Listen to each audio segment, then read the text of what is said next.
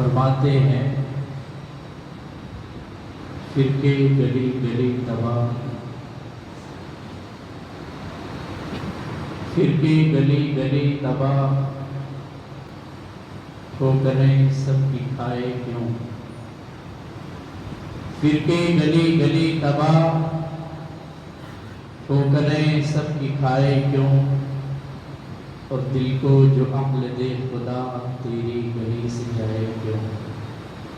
دل کو جو عقل دے خدا تیری گلی سے جائے کیوں؟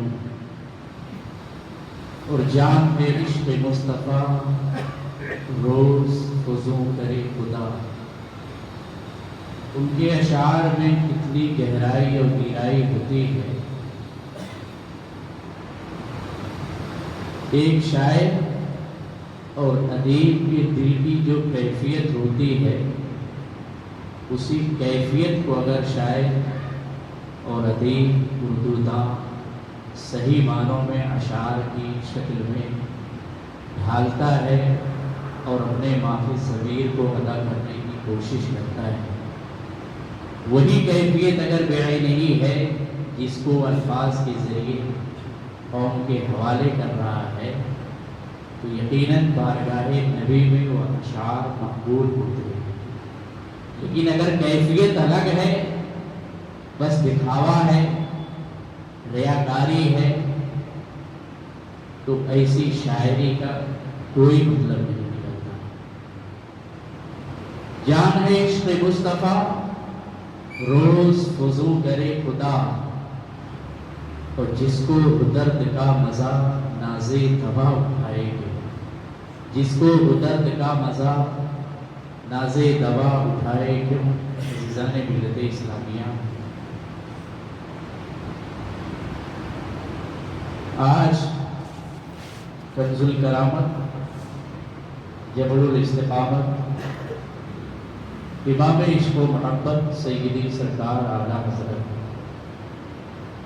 رضی اللہ تعالیٰ عنہ کے حوالے سے کچھ باتیں میں آپ کی گوش گزار کروں گا۔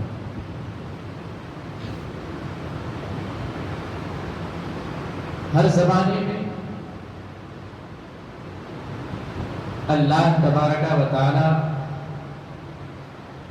ہر ایک صدی میں دین کی حفاظت کے لیے اور سنتوں کو زندہ کرنے کے لیے ایک مجدد پیدا فرماتا ہے۔ حدیث شریف میں آیا ان اللہ یبعث لکل امت علی کل راس مئہ یجدد الدین امرہ۔ اس کا مفہوم اور مطلب یہ ہے کہ اللہ تبارک و تعالی ہر 100 سال میں اپنی دین کی حفاظت کے لیے، سنتوں کو زندہ کرنے کے لیے ایک اللہ کا برگزیدہ بندہ اور اپنے برگزیدہ بندے کو ایک مجدد کو پیدا فرماتا ہے۔ 14ویں صدی ہجری بلا شبہ پورا عالم اسلام واقف ہے۔ 14ویں صدی ہجری کے اندر علماء نے، فقہاء نے، مفتیان کرام نے اور ہمارے بزرگان دین نے یقیناً ہمارے ایمان کی حفاظت کی، ہمیں ہماری اصلاح فرمائی، ہمارے باطن کو پاکیزہ کیا، مگر 14ویں صدی ہجری کے اندر سیدی سرکار اعلیٰ حضرت سب کے رہبر اور مقتدی نظر آتے ہیں، قائد نظر آتے ہیں۔ آج ہر انسان کو یہ معلوم ہے۔ اس حوالے سے میں کچھ باتیں گوشے گزار کروں گا، لیکن آئیے سب سے پہلے بارگاہ رسالت معاذ رحمت عالم نور مجسم سنہری جاریوں میں آرام فرمانے والے آقا و مولا ارواحنا فدا حضور احمد مصطفیٰ محمد صلی اللہ تعالی علیہ وسلم کی بارگاہ بےکس بنا میں باواز بلند و شریف پڑھیں۔ اللہم صلی علی سیدنا شفیعنا حبیبنا مولانا محمد وبارک وسلم صلاۃ و سلام علیک یا رسول اللہ صلی اللہ تعالی علیہ وسلم۔ مینار قصر رضا تو بلند کافی ہے، مینار قصر رضا تو بلند کافی ہے، تم اس کی ایک سیڑھی پہ چڑھ کے دکھلا دو، اور فتاوی رضویہ تو ایک کرامت ہے، فتاوی رضویہ تو ایک کرامت ہے، تم ہدایت کی بخشش بھی پڑھ کے دکھلا دو۔ اعلیٰ حضرت کو سمجھنے کے لیے کم سے کم حضرت بننا پڑے گا۔ ایک عام آدمی کی بس کی بات نہیں ہے کہ صحیح معنوں میں اعلیٰ حضرت کو کچھ سمجھ سکے۔ علماء ہمارے فرماتے ہیں کم سے کم اسے حضرت بننا پڑے گا۔ اور سید وارث علی شاہ رحمۃ اللہ تعالی علیہ نے اسی لیے فرمایا تھا، سارے حضرت تو حضرت ہیں مگر یہ ہمارے حضرت یعنی امام محمد رضا اعلیٰ حضرت ہے۔ ان کو یہ ایسی ذات ہے، ان کے تجدیدی کارنامے کیا ہیں، انہوں نے قوم کے حوالے کے کیا کارنامہ قوم کے لیے کیا ہے۔ اس دور میں ظاہر ہے ہر زمانے میں فتنے پیدا ہوتے ہیں، مگر فتنوں کا قلعہ تباہ کرنے کے لیے اللہ تبارک و تعالی حق والوں کی ایک جماعت پیدا فرماتا ہے، اپنا ایک برگزیدہ بندہ پیدا فرماتا ہے جو کسی کی روح رعایت کے بغیر اسلام کی سربلندی کے لیے اپنا سب کچھ اسلام پہ کش دیتا ہے۔ تو اللہ تبارک و تعالی نے 14ویں صدی کا وہ ہجری کا وہ عظیم مجدد جس کے تجدیدی کارنامے کیا ہے آج ہر انسان واقف ہے، بس تعصب کی اینک اتار کر حضور مفتی صاحب قبلہ اسی لیے فرمایا کرتے ہیں، مفتی کرناٹک، کہ اگر ایک انسان کسی بھی فرقے سے وہ تعلق رکھتا ہو، کسی بھی مذہب کا ہو، کسی بھی دھرم کا ماننے والا ہو، اگر صحیح معنوں میں فتاوی رضویہ کو تعصب کی اینک اتار کر باضابطہ طور پہ پڑھ لے تو خدا کی قسم اسے ایمان نصیب ہو جائے گا۔ فتاوی رضویہ وہ عظیم الشان کتاب ہے جن کے اندر کوئی قدورت نہ ہو، کوئی کینہ نہ ہو، تعصب سے بالکل خالی ہو کر کسی بھی دھرم کا، کسی بھی مذہب اور فرقے کا ماننے والا انسان باضابطہ طور پہ فتاوی رضویہ کو پڑھ لے تو ایمان کی دولت سے مشرف ہو جائے گا۔ بڑی بہت عظیم اور بہت بڑی بات ہے۔ یقیناً فتاوی عالمگیری آپ نے نام سنا ہوگا، اورنگزیب عالمگیر علیہ الرحمہ نے اپنے زمانے میں ہندوستان کو اسلامی مملکت بنانے کے لیے، شامل کرنے کے لیے اور فتاوی عالمگیری کے لیے 1 2 نہیں 300 علماء کا انتخاب کیا، 300 چیدہ علماء کو منتخب کیا، ذی استعداد عالم کو انہوں نے منتخب کیا فتاوی عالمگیری ترتیب دینے کے لیے، لکھنے کے لیے۔ 1 2 علماء نے 300 علماء کو، اور جو ذی استعداد عالم زمانے کے تھے ان کے لیے اورنگزیب عالمگیر علیہ الرحمہ نے خادم مقرر کیے جو دست بستہ علماء کی بارگاہ میں ہاتھ باندھے کھڑے رہتے تھے، ان کے قلم کے اندر سیاہی ایک خادم ڈالا کرتے تھے۔ خدمت کے لیے 300 علماء کی خدمت کے لیے خادم ہیں، ان کے قلم میں سیاہی ڈالتے ہیں، قلم ہاتھ میں دیتے ہیں، جب علماء لکھتے ہیں، مگر قربان جاؤ فتاوی عالمگیری ایک طرف ہے، 300 علماء ہیں، ان کی خدمت کے لیے خادم ہیں، قلم دینے کے لیے، سیاہی ڈالنے کے لیے نوکر اور خادم ہے، جن خدام کی تنخواہ اور خادموں کا وظیفہ اس زمانے میں وزیروں سے زیادہ دیا جاتا تھا، ان کی باضابطہ طور پہ انہیں وظیفہ ملا کرتا تھا، مگر فتاوی رضویہ وہ عظیم کتاب ہے جسے 301 2 نہیں، اللہ اکبر، امام احمد رضا تنہا بریلی شریف میں تنہائی میں رہ کر، اپنے گوشے میں رہ کر، عزیزان ملت اسلامیہ، اکیلے امام احمد رضا نے فتاوی عالمگیری کے مقابلے میں ایک عظیم کتاب اس سے کہیں زیادہ دلائل سے مزین کتاب فتاوی رضیہ کی شکل میں قوم کے حوالے کیا ہے. نہ کوئی وظیفہ لیا ہے، نہ کسی امیر کے دروازے میں گئے ہیں، نہ کہیں کسی دربار سے کسی حکمہ کی دربار سے کوئی وظیفہ جاری نہیں ہوا ہے. کسی کے دروازے پہ امام احمد رضا کو آپ نہیں دیکھ سکتے. تاریخ اس معاملے میں خاموش ہے. جب اس وقت نوابوں کی بارگاہ میں قصیدے لکھے جاتے تھے، سرکاروں کی بارگاہ میں اشعار لکھے جاتے تھے اور پیش کیے جاتے تھے عمرہ کی بارگاہوں میں، انہیں انعامات سے نوازا جاتا تھا، انعامات دیے جاتے تھے. مگر قربان جاؤ، تاریخ شاہد ہے اتنا عظیم کارنامہ امام عشق و محبت نے عظیم دیا انجام کو پہنچایا ہے، مگر کسی امیر کے دروازے پہ نہیں نظر آ رہے ہیں، کہیں سے وظیفہ جاری نہیں ہو رہا ہے. عزیزان ملت اسلامیہ، ان کے فتاوے کو آپ پڑھتے چلے جائیں، ان کی کتابوں کو مطالعہ کرتے چلے جائیں، ایسا لگتا ہے یہ خود نہیں لکھ رہے ہیں بلکہ ان کے ہاتھوں سے من جانب اللہ ان سے لکھوایا جا رہا ہے. عزیزان ملت اسلامیہ، اتنی مختصر سی زندگی کے اندر 1000 سے زیادہ کتابیں لکھتے. ظاہر ہے آپ پچھلی صدیوں میں دیکھیں، کئی صدی کے اندر اتنا بڑا مجدد آپ کو نظر نہیں آئے گا اور نہ اتنا بڑا فقیہ آپ کو مل سکتا ہے. کسی یونیورسٹی میں تعلیم نہیں حاصل کی، بریلی شریف میں رہ کے صرف اپنے والد گرامی سے تعلیم حاصل کی، اصل تعلیم. مگر آج ہندوستان میں ان کی زندگی پہ تحقیق اور ریسرچ پی ایچ ڈی آج بھی ہو رہی ہے بڑی بڑی یونیورسٹیوں میں. اور امام عشق و محبت کی ذات وہ عظیم ذات ہے کہ جن کے اوپر سب سے زیادہ پی ایچ ڈی آج تک ابھی تک ہوتی آ رہی ہے.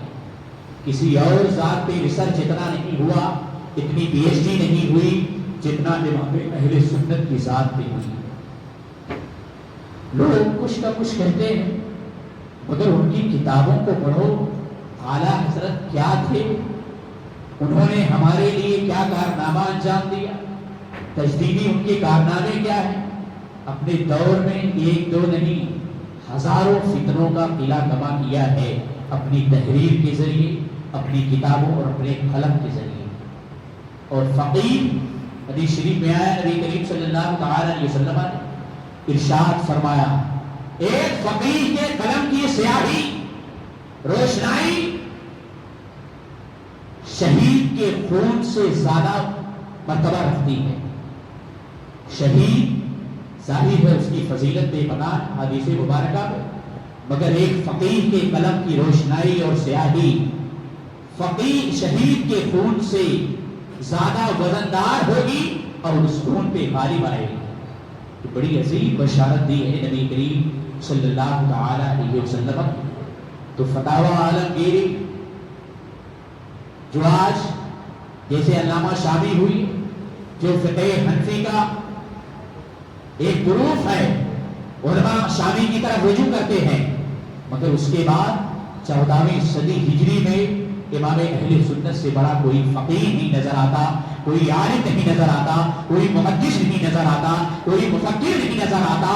ان کی کتابوں کو آپ پڑھتے چلے جائیں، اس بات میں، اس نتیجے میں آپ پہنچیں گے اللہ اکبر. اس مختصر سی زندگی میں امام اہل سنت نے 1400 سے زیادہ کتابیں قوم کے حوالے کی ہے. یہ خود نہیں لکھ رہے ہیں بلکہ من جانب اللہ ان سے لکھوایا جا رہا ہے. ایسی کتابیں جن کو ایک کم پڑھا لکھا عالم بھی ان کتابوں کا نام بھی اعراب کے ساتھ صحیح معنوں میں نہیں پڑھ سکتا ہے. پھر کتاب کے اندر مواد کیا ہے، عنوان کیا ہے، کس طرح ترتیب دی گئی ہے کتاب، ان کا مفہوم اور لب و لباس کو ایک کم پڑھا لکھا عالم صحیح معنوں میں نہیں سمجھ سکتا ہے تو ایک عام آدمی اور جاہل آدمی کیا سمجھ سکتا ہے. اسی لیے سید وارث علی شاہ رحمۃ اللہ تعالی علیہ نے فرمایا اپنے زمانے میں، یہ میرے حضرت، سب حضرت تو حضرت ہے مگر یہ امام احمد رضا اعلیٰ حضرت ہے. ان کی ذات کو سمجھنے کے لیے کم سے کم عالم ہونا ضروری ہے، حضرت بننا پڑے گا جب ان کی کچھ روشوں کو آپ سمجھ سکتے ہیں.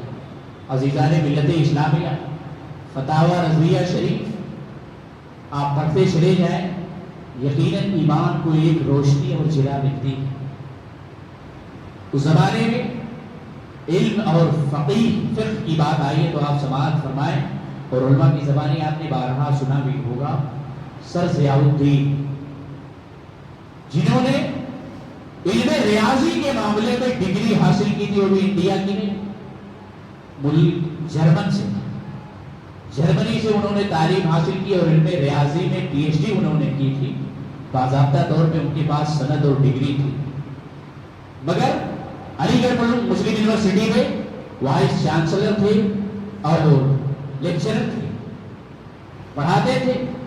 علم ریاضی کے کسی مسئلے میں آپ پھنسے تو جانتے ہیں اس کے حل کے لیے کوشش کی، جرمن کا سفر کرنے کے لیے دوبارہ جرمنی کے علماء سے آپ نے رجوع کیا، اس مسئلے کا حل تلاش کرنے کے لیے بڑی کوششیں کی، مسئلہ پھنس گیا، حل نہیں ہو رہا ہے۔ تو اس زمانے میں سید سلیمان اشرف بہاری علیہ رحمت و رضوان نے رہنمائی فرمائی، جو بارگاہ اعلیٰ حضرت کے پروردہ ہے، انہوں نے کہا ایک مسئلے کے لیے آپ علم ریاضی کے ایک مسئلے کے حل کے لیے آپ دوبارہ جرمن جانا چاہتے ہیں، آپ بریلی شریف چلے جائیں، کہیں نہ جائیں، بریلی شریف امام اہل سنت کی بارگاہ پہ چلے جائیں، مجھے یقین ہے آپ کا یہ مسئلہ حل ہو جائے گا۔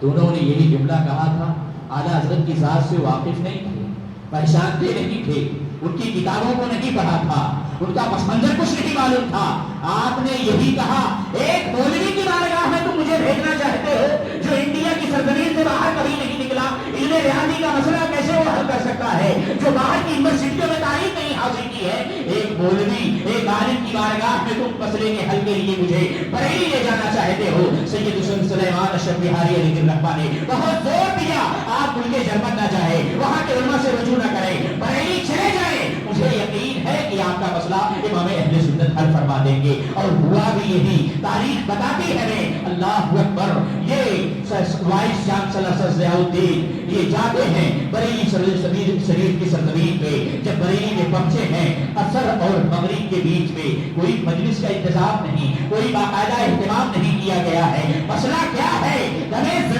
میں امام اہل سنت نے مسئلے کی نوعیت کو دیکھا اور نماز پڑھنے سے پہلے مغرب اور عشاء کے بیچ میں مسئلے کا حل بتا دیا۔ سر ضیاء الدین، جس مسئلے میں تم الجھے ہوئے ہو، جرمن دوبارہ جانا چاہتے تھے، اس مسئلے کے لیے علم ریاضی میں نے اپنے والد محترم سے سیکھی ہے، کچھ چند زاویے سیکھے ہیں، اور اس کے بعد امام اہل سنت نے ایسی عطا رب کی اپنے نبی کے اپنے محبوب کے صدقے میں، لمحے میں چند لمحے کے اندر سر ضیاء الدین کے اس مسئلے کو حل فرما دیا۔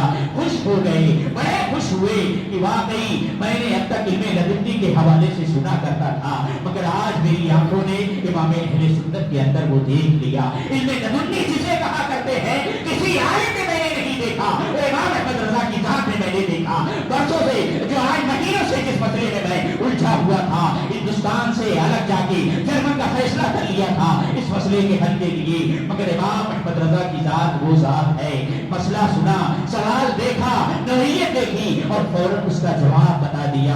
ایسا لگتا ہے اتنا استحضاء، ساری کتابیں امام اہل سنت کی نگاہوں کے سامنے ہیں۔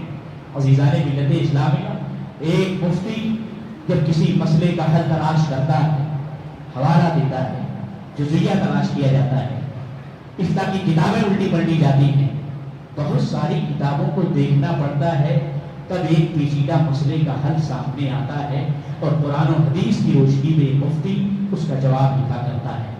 مگر اعلیٰ حضرت سبحان اللہ، ساری کتابیں ایسا لگتا ہے، ساری کتابوں کی عبارتیں اعلیٰ حضرت کے ذہن میں ہر وقت موجود رہتی تھی، نہ کوئی کتاب دیکھی، نہ کچھ لکھا نہ پڑھا، استفتاء آیا اس کا جواب لکھنا چالو کر۔ تو آدمی یہی تو کہے گا کہ اللہ تبارک و تعالیٰ کی جانب سے جنہیں دکھایا جاتا ہے، ورنہ اتنے کم ٹائم میں اتنا عظیم کارنامہ انجام دینا۔ عزیزان ملت اسلامیہ، فتاوی رضویہ ہی میں آپ بخوبی جانتے ہیں، حضور قطب بنارس علامہ عبدالحمید پانی پتی علیہ الرحمہ، ان کے استفتے فتاوی رضویہ میں جگہ جگہ ملتے ہیں، اور جب ان کے استفتے کو آپ پڑھیں گے تو طبیعت مچل جاتی ہے۔ حضور قطب بنارس علامہ عبدالحمید پانی پتی علیہ الرحمہ ایک زبردست عالم تھے۔ استفتے میں جب وہ سوال کرتے ہیں تو کتنی دلیلیں آپ نے استفتے میں لکھی، دلیل کے ساتھ نہیں تو ایسا، ایسا نہیں تو ایسا. جب اتنے سی استعداد عالم سے علامہ پانی پتی علیہ الرحمہ حضور خطبے بنارس کہ سوال ہی میں اتنی دلیلیں پیش کر رہے ہیں، دلائل کے انبار لگا رہے ہیں، پڑھنے والا عالم سوچنے پہ مجبور ہو جاتا ہے. جب اتنا بڑا عالم سوال میں اتنی دلیلیں دے رہا ہے تو اعلیٰ حضرت کی بارگاہ سے جواب کیسے آئے گا؟ اس کا جواب کیا بن پڑے گا؟ مگر قربان جاؤ سبحان اللہ، اعلیٰ حضرت نے جب قلم اٹھایا ہے اور حضور خطبہ بنارس کے سوال کا، ان کے استفتاء کا جواب لکھنا چالو کیا ہے تو ان کی دلیلوں کے مقابلے میں سینکڑوں دلیلیں لکھتے چلے جا رہے ہیں. اور یہ معلوم ہوتا ہے کہ عالم اس نتیجے میں پہنچتا ہے کہ نہر نہر ہے اور بحر بحر ہے، نہر نہر ہوتا ہے اور دریا دریا ہوا کرتا ہے. ایک عالم جن کے اس رشتے میں اتنی دلیلیں ہیں، اعلیٰ حضرت کیا جواب دیں گے؟ مگر سبحان اللہ، اعلیٰ حضرت جواب دیتے چلے جا رہے ہیں. دلیلوں پہ دلیلیں قرآن و حدیث کی روشنی میں، فقہا کے اقوال سے، صحابہ کے اقوال سے، اجماع امت سے، قیاس کی ساری دلیلیں دیتے چلے جا رہے ہیں. اللہ اکبر، ایک ایک مسئلے پہ اللہ اکبر سینکڑوں احادیث کریمہ میرے امام نے فتاوی رضویہ میں پیش کیا. ایسا انسائکلوپیڈیا فتاوی رضویہ کی شکل میں کوئی دوسری کتاب ہمیں نظر نہیں.